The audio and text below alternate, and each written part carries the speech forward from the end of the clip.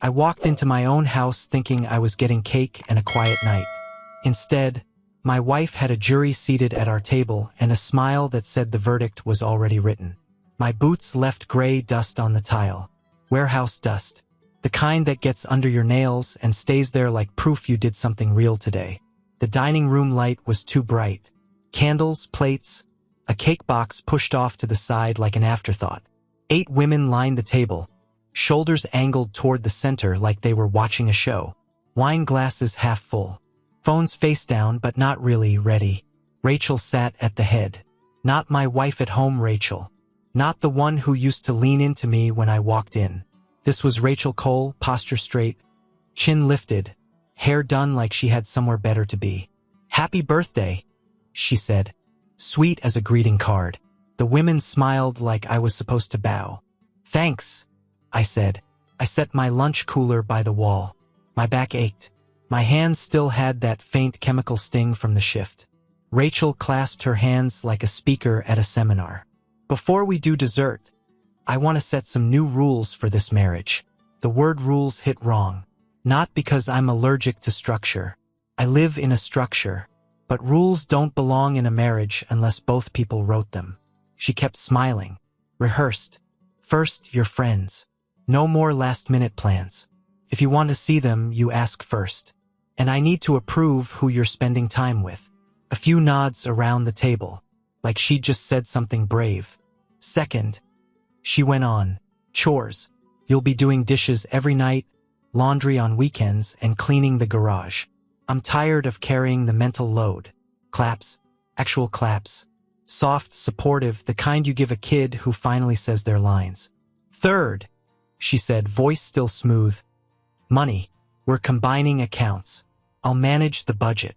You'll check with me before any purchase over $100. More nods. Someone murmured, "Yes." I looked at their faces. Not hostile exactly. Certain. Like they'd been fed a story where I was the obstacle and this was the fix. I glanced at Rachel. She wouldn't meet my eyes for long. That told me everything I needed to know about whose idea this really was, and how long she'd been practicing it. The respect didn't explode out of me. It slid. Quiet. Like a bolt backing out of a doorframe you didn't know was loose. I didn't argue. I didn't defend myself. You don't win a rigged trial by yelling at the jury. I took one slow breath and let it out through my nose. "I need 5 minutes," I said. Rachel blinked. "For what?" "To think," I said, and my voice stayed flat. "Don't touch the cake." I turned and walked out. No slam, no speech, just my boots on the hall floor. Behind me, the room fell silent in a way that felt like they expected me to come back smaller. They thought I was going to return and apologize. I wasn't. My office was the smallest room in the house, which made it the only one that still felt like mine. I shut the door and clicked the lock. Not because I was hiding, because I was done performing. The lamp on my desk threw a hard circle of light across the wood. Everything outside that circle went dim, and I liked it that way. The world got simple when you narrowed it down. I sat, rolled my shoulders once, and listened. Muffled voices from the dining room. A laugh that tried to pretend nothing was wrong. A chair leg scraping. The quiet little noise of a group deciding what kind of man I was without asking me. I pulled open the bottom drawer of the metal filing cabinet. Drawer 1 had old manuals and a warranty packet for the water heater. Drawer 2 had tax stuff. Drawer 3 was the one that mattered. I didn't start this tonight. That's the part people never understand. They picture a guy snapping, rage-filing paperwork like a movie. Real life doesn't work like that. Real life is months of being told you're wrong in sentences that sound reasonable. Months of having your hours treated like an inconvenience. Months of watching money leave your account while someone tells you you're not doing enough. Warehouse work taught me one thing I trust. If the count feels off, you audit the inventory. You don't argue with the clipboard. You check the numbers. Inside drawer 3, everything was already stacked. Clean. Labeled. Boring in the way truth usually is. Rent. Utilities. Insurance. Groceries. Repairs. Bank statements in chronological order with tabs on the right edge. credit card logs printed out and clipped, a spiral notebook with dates and times, small entries, no drama.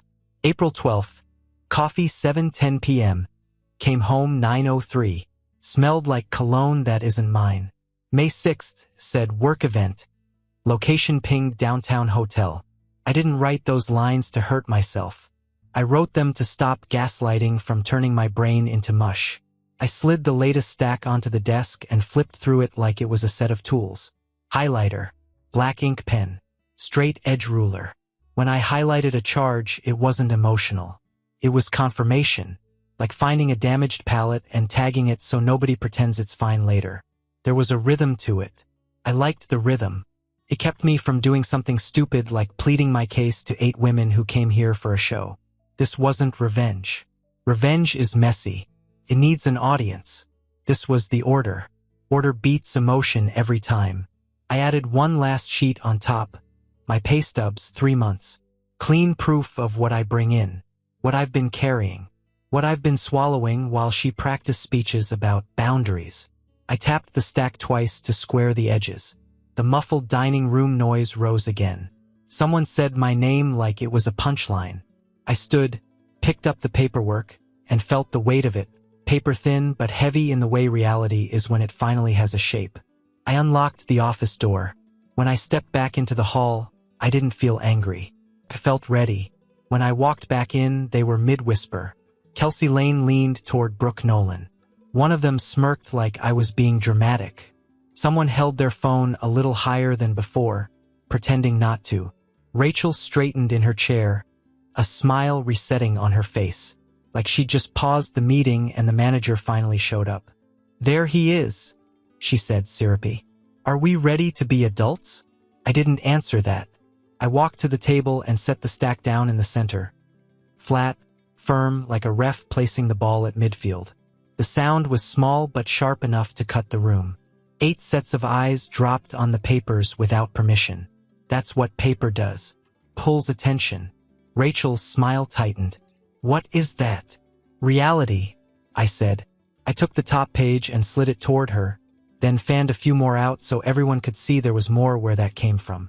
Since we're doing rules, I said, we're starting with facts. I pointed with the pen. This is my paycheck. Warehouse. Overtime. The stuff that keeps this house running. I flipped to the next page. This is the checking account. My checking account. The one rent comes out of. I tapped the highlighted line. Rent payment. Date. Amount. Then utilities. Electric. Gas. Water. Then insurance. Car. Home. Health. Groceries. Repairs. The new water heater that kept the shower from turning into a science project. I didn't talk fast. I didn't talk loud. I walked them through it the way you explain a safety procedure to people who don't get a second chance if they ignore it. Rachel shifted in her seat. Okay. No, I said, still calm. Not okay. Not okay like you get to wave it away. I turned another sheet so the table could see the totals at the bottom. These are your deposits, I said, nodding at Rachel's smaller, less frequent transfers. And here's where they land. Here's where they stop. I let the silence breathe for a second. The women weren't clapping now. They were reading. You can't cheer over numbers when they're right in front of you. Brooke's eyebrows pulled together. Kelsey stopped smirking. Rachel's voice sharpened. You're making me look bad in front of my friends. I looked at her. You made you look bad. You just thought I didn't have paperwork. I tapped one more highlighted section, repairs, groceries, random household stuff that adds up like rust. You've been telling people I don't contribute enough, I said, and my voice stayed steady. So tell me which bill you mean. Rachel opened her mouth, and nothing came out. Across the table, one of her friends picked up a page, then set it down like it was hot. It's hard to keep pretending you're the hero when the ink says otherwise. I didn't grin. I didn't enjoy it. I just kept the pen in my hand and waited for the room to catch up to the truth. I let the silence sit there long enough for the air to change. Money makes people uncomfortable because it's measurable. You can't spin it. You can't cry around it and expect it to soften. It either adds up or it doesn't. Rachel's friends were still looking at the pages like they were hoping a different story would appear if they stared hard enough. I slid the stack back into a neat pile and put my palm on it once. Done. Now, I said and lifted my phone. We're done with dollars. Rachel's eyes flicked to it. Just a flash. Instinct. Like she already knew where I was going.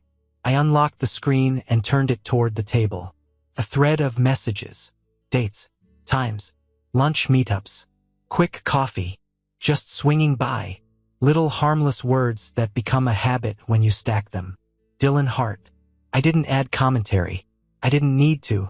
I scrolled slow enough for everyone to see the pattern. Mondays when I was on overtime. Wednesdays when I had double shifts. Friday afternoons when she said she was running errands and came back without bags. Rachel's chair scraped. Stop. That's private. I looked at her. Private. She swallowed and tried again. Louder. You don't get to show my personal messages to my friends. Our friends, I corrected. Then I nodded at the women at the table. And you're the one who invited an audience. You set the stage. I'm just not letting you control the script. Kelsey looked down fast. Brooke's face had gone pale around the mouth. Rachel reached for the phone like she could physically take the evidence away. I moved it back, not angry, just firm. Like stopping a hand from grabbing a knife. It's just a friend, she snapped, and the sweetness was gone now. The rehearsed tone cracked, replaced by something raw and defensive. I tilted my head once. Then explain the lunches. Explain the meetups. Explain why his name shows up every week when I'm gone. She laughed short, sharp, fake. You're being paranoid. We network. He's in marketing. It's for work. For work, I repeated, and scrolled to the screenshot of her calling him babe like it was an accident. A sound left someone's throat across the table. Not a gasp, more like a choke on reality. Rachel's voice went high. That's out of context. Funny, I said, because you've been living off context all night. I set the phone down on top of the paperwork, like it belonged there. Same category, same truth. Overtime wasn't just my grind. It was her cover. Coffee wasn't networking. It was a disguise. And the room, the jury she brought, started to shrink back in their seats because suddenly they weren't cheering for empowerment. They were watching a system get exposed. Rachel's eyes were bright with anger now. You went through my phone? I didn't flinch. You left it open on the kitchen counter. You were careless because you thought I was too tired to notice. I looked around the table, slow. This isn't a misunderstanding, I said. This is a pattern. No one clapped. No one even breathed right. I could feel the room trying to decide what to do with me now. 5 minutes ago, I was the guy who needed new rules. Project. A problem to fix with applause and wine. Now I was holding receipts and screenshots, and nobody knew where to put their hands. Rachel leaned forward like she could push the moment back into the box it came from. You're twisting things. You always do this. You make everything into a case. A case, I said. No. You made it a case when you brought witnesses. I reached into the stack and pulled out a set of printouts I'd kept separate. Clean pages, no numbers. Just context. The part she always left out. I slid one across to the middle. Couch, I said. Rachel blinked. What? You told them I refused a new couch, I said. And I didn't raise my voice. That I said you didn't deserve it. That I controlled you with money. Kelsey shifted like she just remembered that conversation and didn't like where it landed. I pulled out another sheet, tire quote from the shop, dated the same week. I said no to a couch because the truck needed tires. I continued. Not later. Not eventually. Needed. You know what happens when a tire blows at highway speed? You don't get a redo. Rachel's mouth opened, then closed. I didn't stop. Birthdays, I said, flipping to a timeline page. You told them I forgot yours. Brooke's eyes flicked to Rachel. I slid a receipt forward. A dinner charge. A florist charge. A date stamped on it like a nail. I worked a double shift, I said. Then I took you to dinner. Paid for it. You posted the plate and the candle like it was a lifestyle blog. I tapped the receipt. But when you told this story, you left that part out. Rachel shook her head quickly, like motion could erase ink. That's not. Garage, I said, cutting past her. You told them I refused to help. I pulled up photos on my phone, dated pictures of the garage half cleared, shelves installed, bins labeled. My work boots in the corner. My hands in the frame, dirty and real. I do help, I said.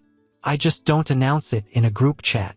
One of the women, Sarah, I think, looked down at her glass like she wished she hadn't come. Rachel's voice went tight. They don't need to see this. They already saw what you wanted them to see, I said. This is the rest. I leaned back a fraction and let the table sit with it. This wasn't about a couch, or a birthday, or a garage. It was about her editing me, cutting out the parts where I was responsible, tired, steady, because that version didn't get her sympathy. She needed a villain, and she needed a choir. I watched it hit them one by one. Kelsey's expression changed first. Less righteous, more embarrassed. Brooke's eyes softened, like she was replaying past conversations and hearing the missing pieces.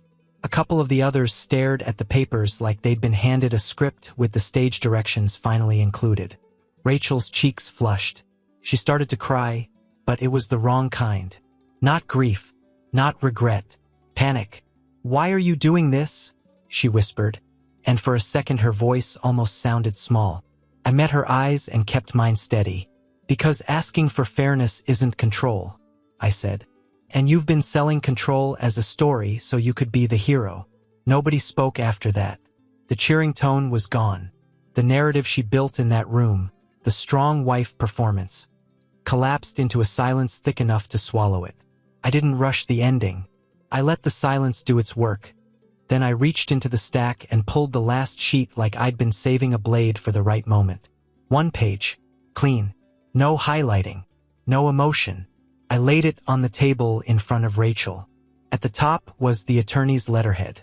Under it, a short consultation summary and a timeline I'd typed out myself. Simple enough for anyone to understand. File Friday. Serve Monday. Move out window 30 days. Rachel stared at it like it was written in another language. Kelsey leaned in without meaning to.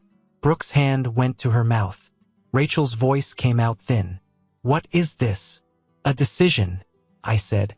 She shook her head fast. You can't, you didn't. I did, I said, still calm, still steady. Because you don't call 8 people to my table and announce you're going to manage me like I'm an employee. Her eyes flashed. It was boundaries. I held her gaze. Boundaries are for you. Rules are for me. You didn't come here to fix anything. You came here to win. One of the women shifted, chair squeaking, like the room finally understood this wasn't a talk. It was a turning point. Rachel's voice rose. So you're divorcing me because I asked for respect? I didn't bite. I didn't take the bait. I'm divorcing you because you turned our marriage into a public courtroom, I said. Because you've been rewriting me for your friends.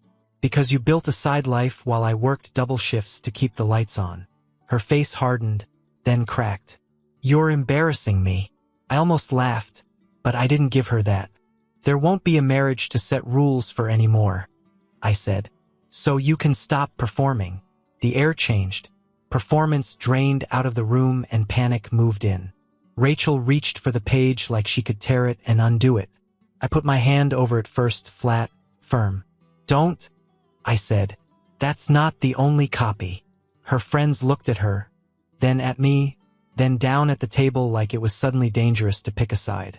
And Rachel, head of the table Rachel, sat there with nothing left to clap to, because a legal plan doesn't care who's cheering. They left in pieces. Not a dramatic stampede. Just 8 women suddenly remembering they had early mornings, sick dogs, long drives. Chairs scraped. Coats got grabbed. Eyes avoided. Brooke paused in the doorway like she wanted to say something. Her mouth opened. Then she thought better of it and walked out with her head down. Kelsey didn't look at me at all. Rachel stood near the table, rigid, arms crossed tight like she could hold herself together by force. Her voice was low and sharp. So that's it? You blindside me in front of everyone. You blindsided yourself. I said. I walked to the front door and turned the deadbolt after the last one stepped out. The click was solid. Final. The kind of sound you hear in your chest. Rachel stared at the lock like it was an insult. I didn't keep talking. Talking is how people bargain. I was done bargaining. I went down the hall and into the guest room. It wasn't a guest room anymore. Not really. Bed made tight. Fresh sheets.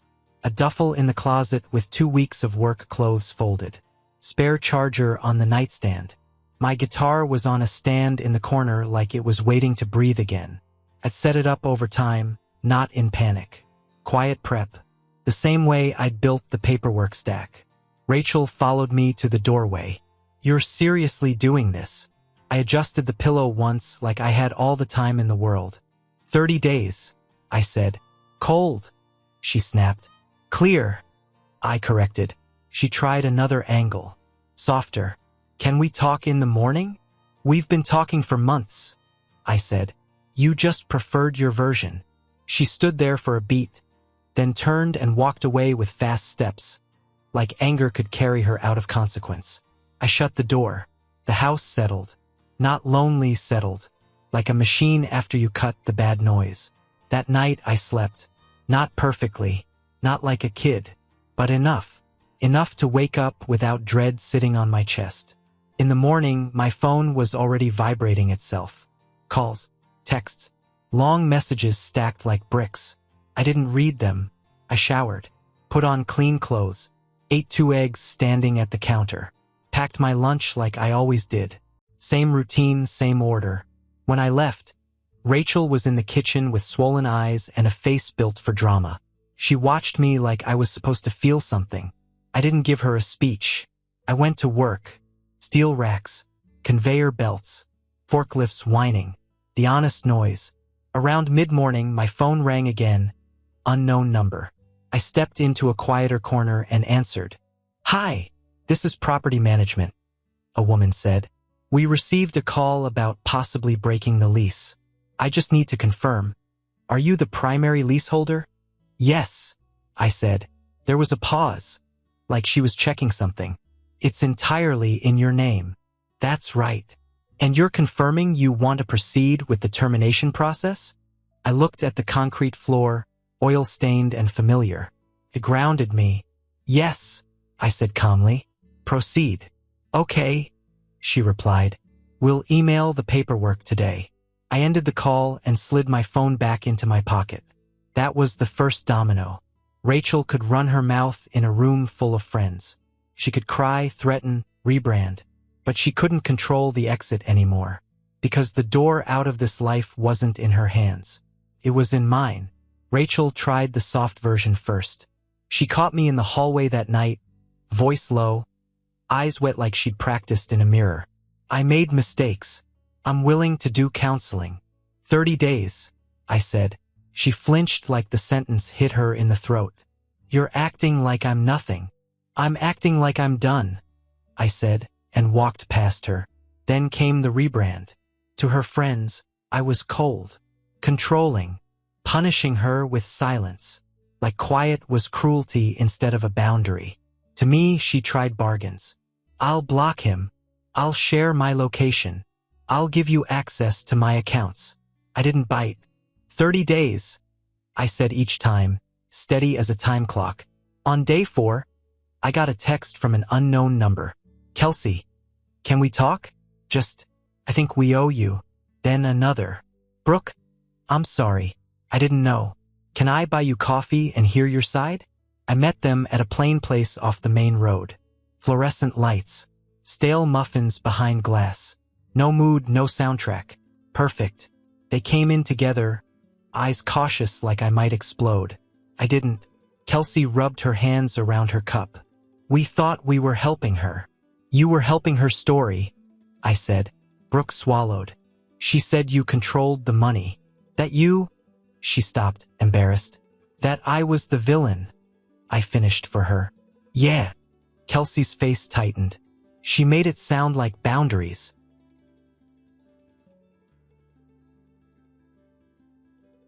Boundaries are personal, I said. Rules are what you put on someone else. Brooke nodded slowly, like it finally landed in the right place. She used stuff we told her about our exes, our trauma. Her voice broke. Not dramatic, just honest. She used it to frame you. That's why it worked, I said. She didn't just tell lies. She built them out of real pain. Kelsey stared at the table. We clapped. I remember, I said. Not cruel, just factual. Brooke lifted her eyes. What do you want us to do? I shook my head once. Nothing. I'm not chasing a reputation. I'm just done being misrepresented. Kelsey nodded, shame sitting heavy on her shoulders. I'm sorry. I stood, tossed a few bills on the table for my coffee, and put my jacket on. As I walked out, my phone buzzed again. Rachel calling. I didn't answer.